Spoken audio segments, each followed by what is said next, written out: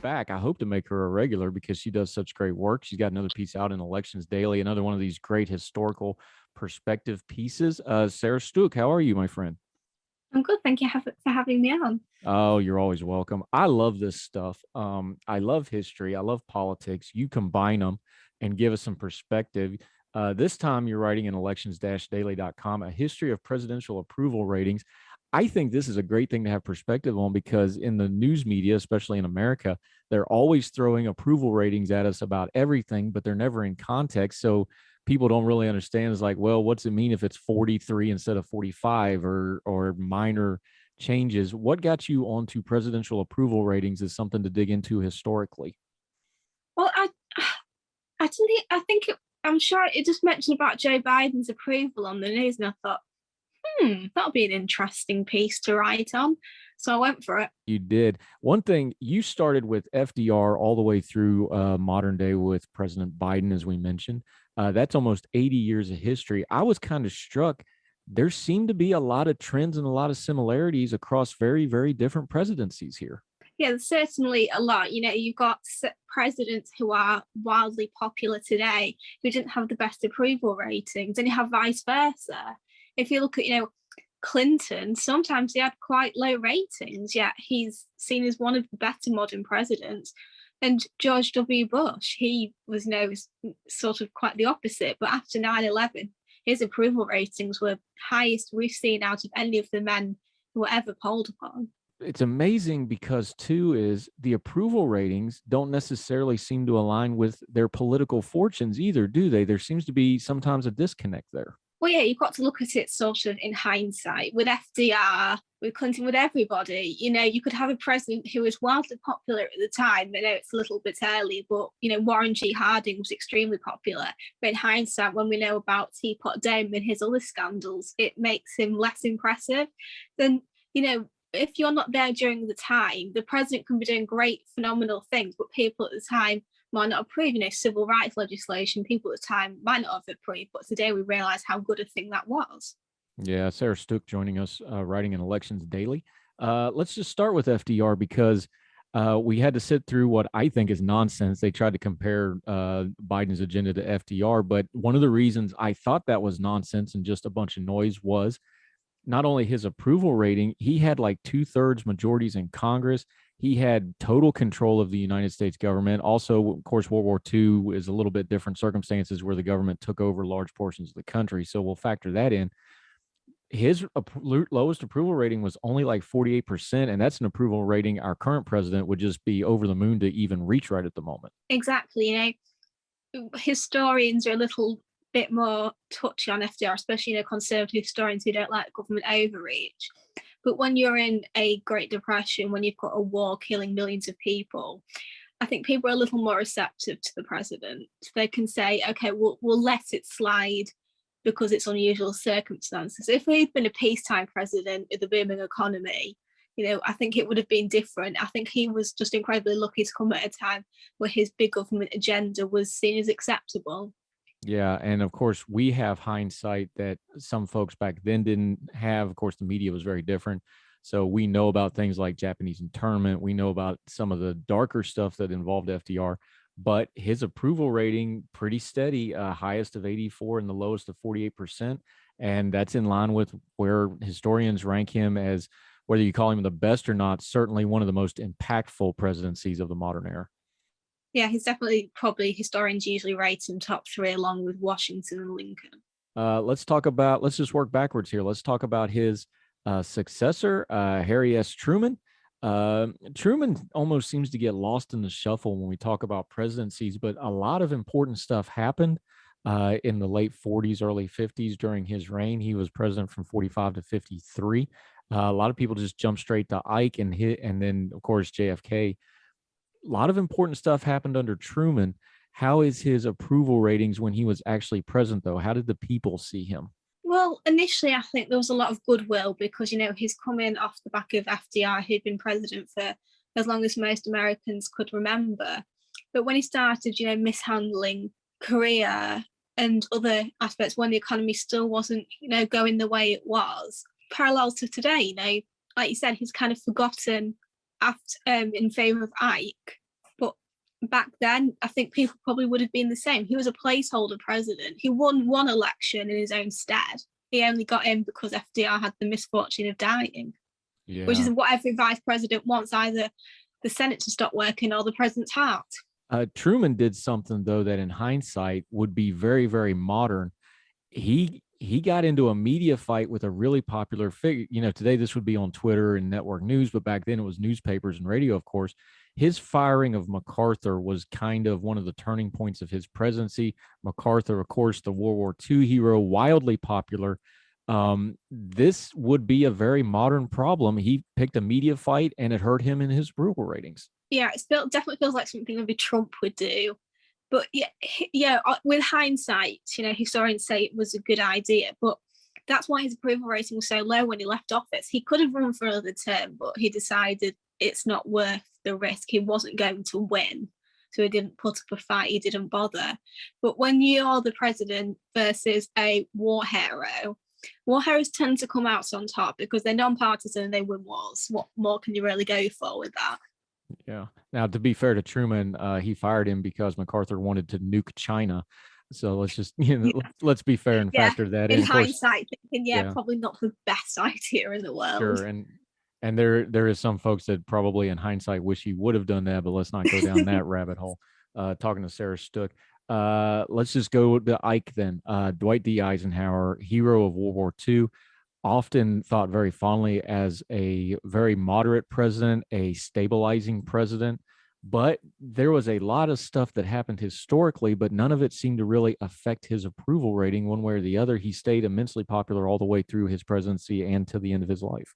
He was historians sort of remember him, whether fondly or not, as a do-nothing president, which isn't necessarily true. He did things, but his 8 years were very more relaxed. The economy was booming. I mean, Vietnam was starting to happen, but it wouldn't really properly kick off until Kennedy. So he was lucky. He took advantage of the post-war boom and he ran with it. Being a hero of World War II, that will take you to places. Hence why both parties courted him to run for president after the war, and he eventually chose the Republicans. He could have chosen the Democrats and still been as successful. And I think presidents back then, I think people didn't mind if they were a bit more hands-off, whereas nowadays, I think it's the opposite. If a president is too hands-off, then people don't like it. Something for the modern age that people don't know about Ike is the polio crisis reached its apex under his presidency. They actually, something for our modern time, talking about vaccines and stuff, they actually screwed up the polio vaccine. They put the live virus in. People actually died. Children died because of this. And he had to go on the radio and this fledgling thing called TV and calm the country down. When you're talking about approval ratings, those things really matter in big historical moments like that, something that's now almost completely forgotten. But can you imagine today if we had put out a coronavirus virus with a live virus in it, would the president be able to just calm the country down like that? Well, Eisenhower was lucky that he didn't have a lot of television or social media, which is, I think that factors in approval ratings a lot. Like you said about FDR, things were different. People didn't know about his disability, for example. All the murky stuff was hidden away. Now it's warts and all, which I think definitely impacts how people see presidents because there's so much exposure in a way that we probably didn't have back then. Yeah, this is true. Talking to Sarah Stook. And that brings us to probably the first modern media president. JFK, of course, famously first television debates. Darling of the media, obviously photogenic, obviously very charismatic. How did his approval ratings go? We know he was assassinated, and that's going to skew it in history somewhat. But when he was actually president, how was his approval ratings as kind of the first modern media-driven presidency? He had some really high approval ratings, one of the highest averages, because, like I said, he was young, he was charismatic, he represented a new generation. Right, to put it in perspective, Eisenhower was born in 1890, JFK was born in 1917, big age gap. Jackie Kennedy born in 1929. I think maybe Eisenhower was 1894 and 96, one or two, so still a big age gap. And he had some really major things happen. Bay of Pigs, which failed. We have the Cuban Missile Crisis, which I've read a book about recently, and you don't realize how close it came to nuclear war. Like it was lucky, very lucky. And Kennedy was high throughout most of it, which isn't well known because he had a lot of ailments and he was, high as a kite during it, which is a bit worrying. But, he was young, charismatic, and then he had a lot of tragedies. His son Patrick died 3 days after birth in 1963. I thought, poor President, poor Mrs. Kennedy having to lose out. He had a lot of reason for people to have sympathy for him. And also the fact that he was a very poorly bloke. I mean, understand a war injury, you can understand, but all the illnesses he had, like Addison's disease, there's a reason why the Nixon campaign tried to get hold of his records, because that would have screwed his presidential candidacy completely. But he is well regarded by historians today, something I don't believe should be the case. I'm a little more iffy on him, but it reflects perfectly his high ratings versus what historians think of him. Yeah, and people don't realize how bad his health was. In fact, the assassination video, the reason he falls so awkwardly in the car and it looks like he's propped up is because he's wearing that heavy back brace. He had days he could not walk as president. That was all hidden from the media. So those things all go into approval ratings. Interesting historical stuff with Sarah Stook. We're going to continue going through the presidencies. Her excellent article in elections-daily.com. More on her tell with Sarah Stook right after this.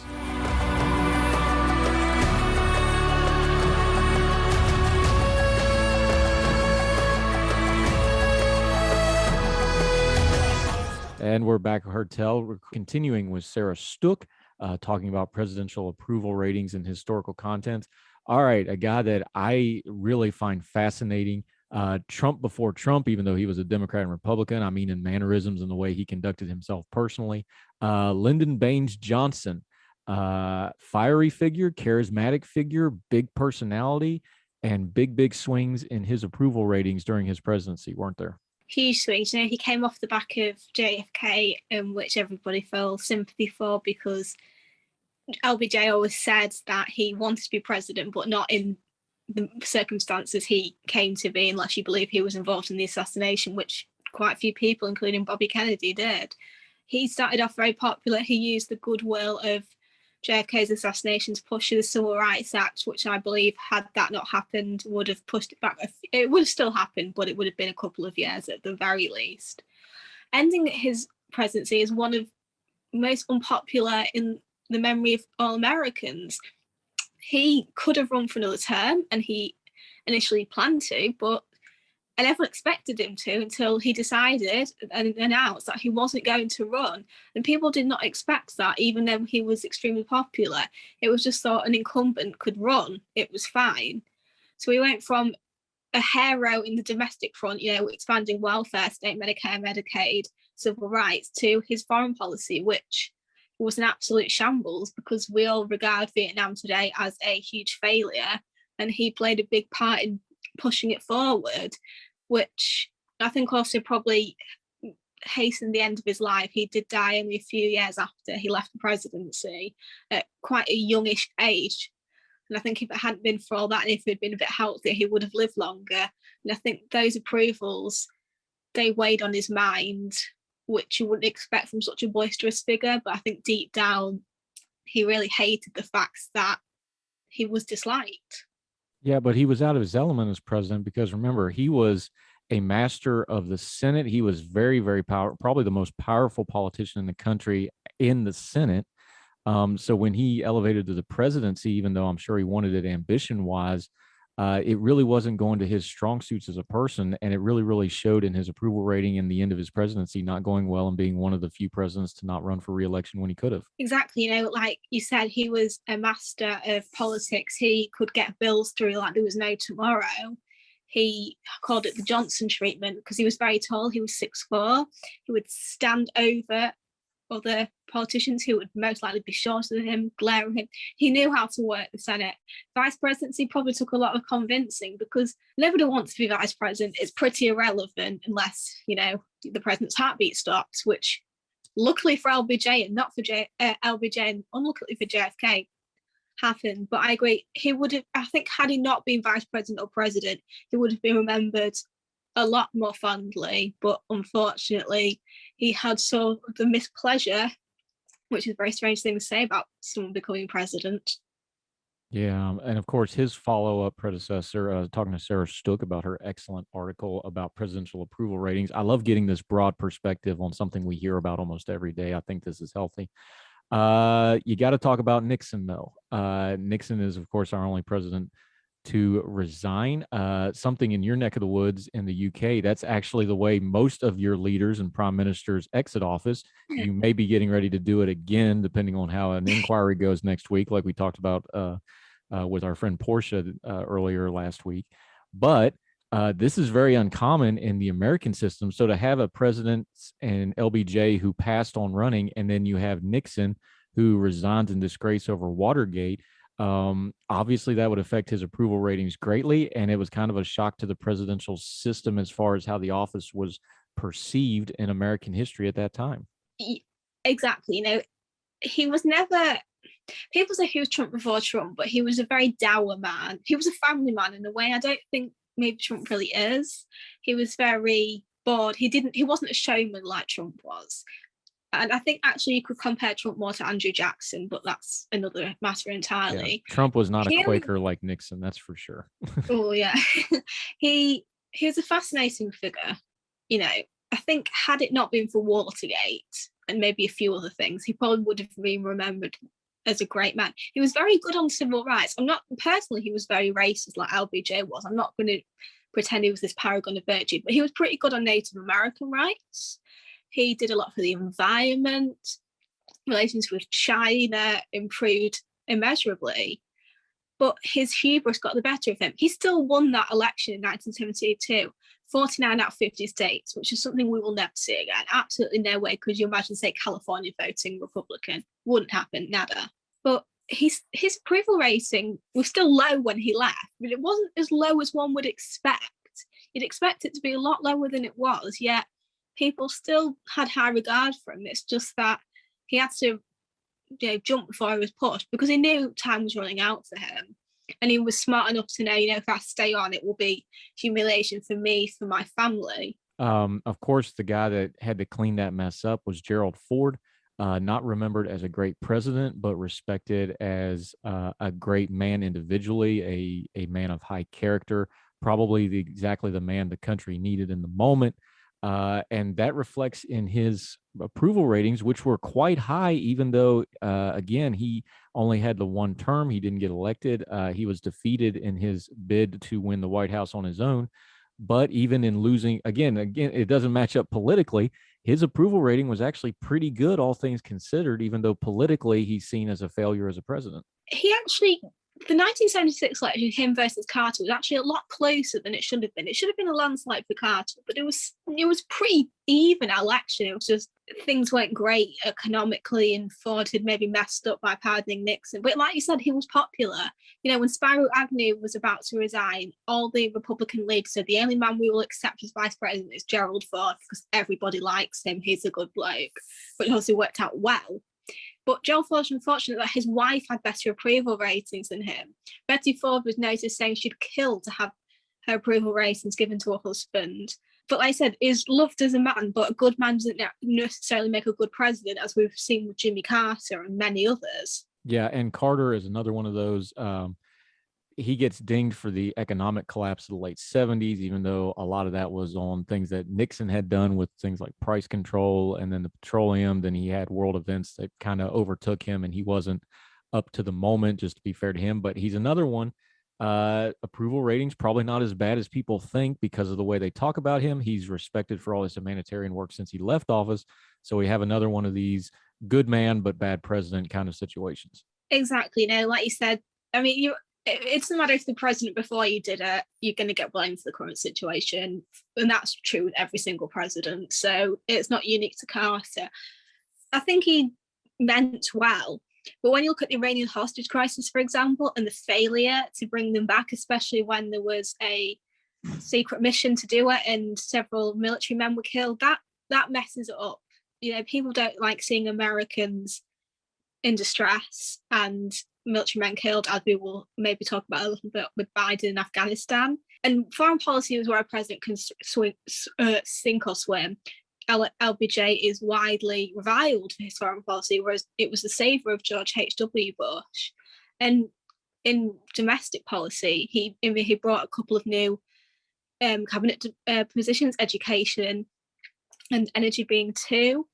But when you've got a petrol crisis, when people are queuing all day long, then you're going to get blamed. Yeah, that'll happen. We're talking to Sarah Stook. She has an excellent piece on elections-daily.com. We're going to take one more quick break and then finish up. We're in the modern era. Reagan, both Bushes, Clinton, and of course, Trump and Biden. We'll finish up with her right after this.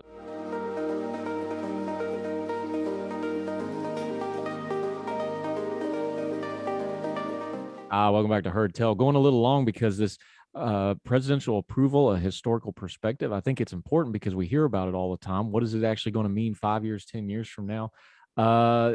This is kind of the big one when you talk about popular presidents. Ronald Reagan, beloved, adored, borderline worshipped on the right. Folks on the left don't see him quite that well, but obviously one of the more popular presidents, won handily both elections, both basically landslides. And his approval ratings look exactly like you would think for a historic figure like Ronald Reagan, don't they? They're not as high as one would expect, but you've also got to factor in he's a popular president and he is rated quite highly by historians. But, there are still people who, don't like him, which is true for any president. But you get a lot of very nasty comments online about him in the way that maybe Margaret Thatcher would get the same kind of things in the UK. Yeah, he was pretty much Teflon Ron, though.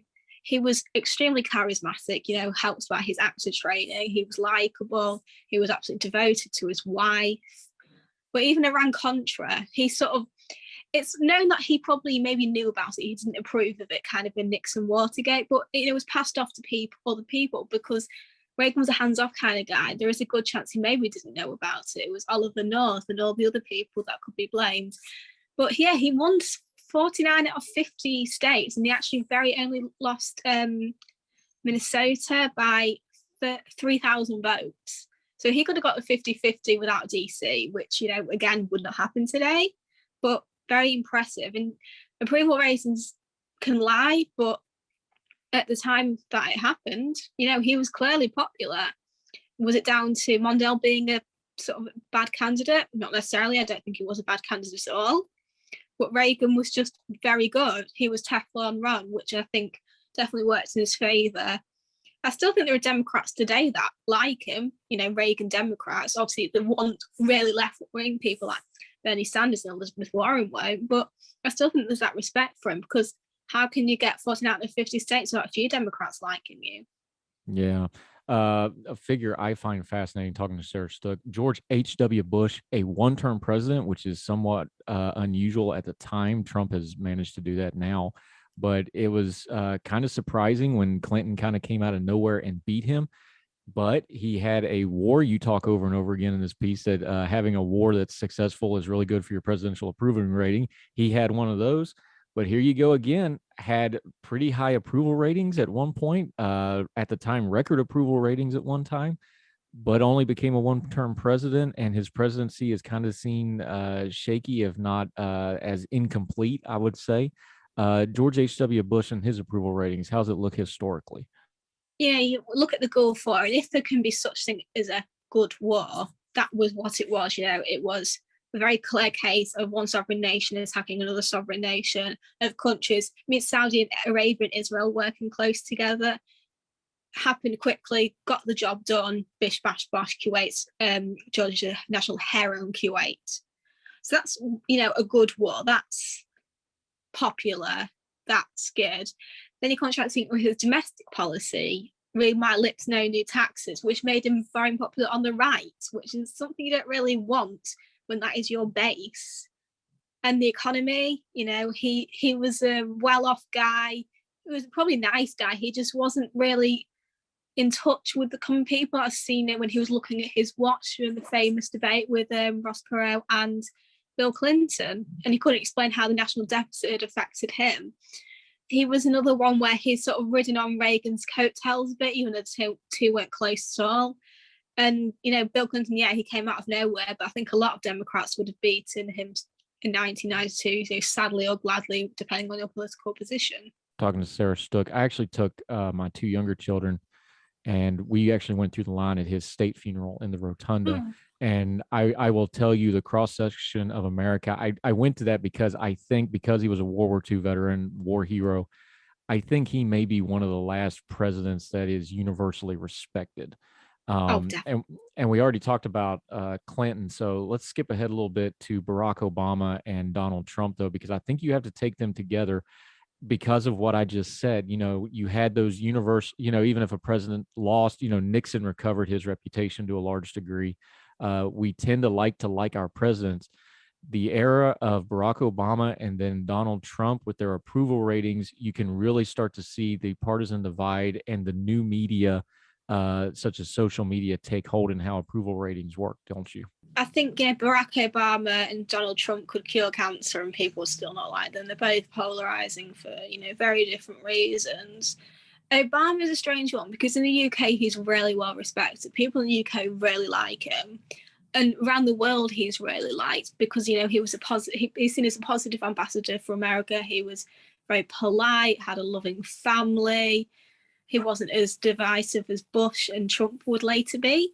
But, back home, he didn't always do well. He did what worked, like Bin Laden getting finally assassinated was another great foreign policy hit for him. But when you've got Iraq and Afghanistan dragging the way that they were, and, Arab Spring, the draining of Libya, it's kind of it's a funny one. Benghazi, though I suppose that's usually laid more at Hillary Clinton's door. I think he's an odd one because I think people like him and historians usually rate him highly, which I think it's too early to really rate him properly. I think you need maybe another decade out of his office. But there's polarization there. But I find him a fascinating case of a mix of adoration and almost revulsion in the same way Trump is. Trump never hit the 50% mark for approval ratings. And I'm not really surprised. He's a divisive figure. Even though personally I believe he did a lot of good things and a lot of bad things. But with his personality, like I said, he could have cured cancer and people still wouldn't like him. So I think that's when approval ratings start to get a bit tricky, because can you really judge it when people are just saying, oh, it's Trump, he can't do anything right? Sarah Stook joining us, talking presidential approval ratings.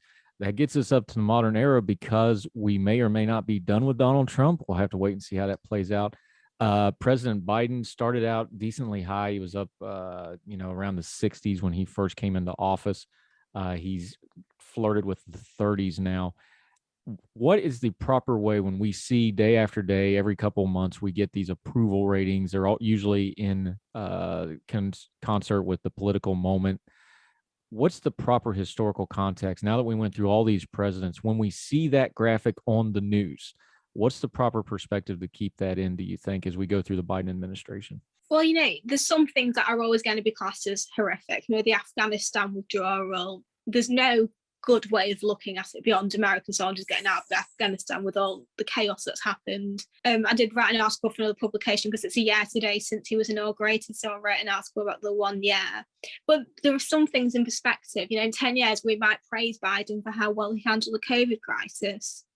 There are things that set in the moment, like Watergate, is good or is bad, whatever category you look at. But as time goes by, there are some things that change. Reputations change. George Bush, for example, George Bush Jr., very disliked as a president, even though his approval ratings after 9/11 were astronomical. But apart from a lot of people calling him a war criminal, people like him. He's well respected. And I think a president's post-presidency can kind of have an impact, especially if you're polling historians later on. I still think there's a subconscious bias about post-presidency. Some maybe not. Ronald Reagan was addled with Alzheimer's, so he couldn't have the wonderful post-presidency in his vision. But George Bush, Bill Clinton, Jimmy Carter, who've done amazing things afterwards, have, redeemed themselves in the public eye. Sarah Stook, this is fantastic. I love getting historical perspective on something that we deal with every day and we never stop to get the perspective. So thank you. This article is in elections-daily.com, our friends over there that we use frequently.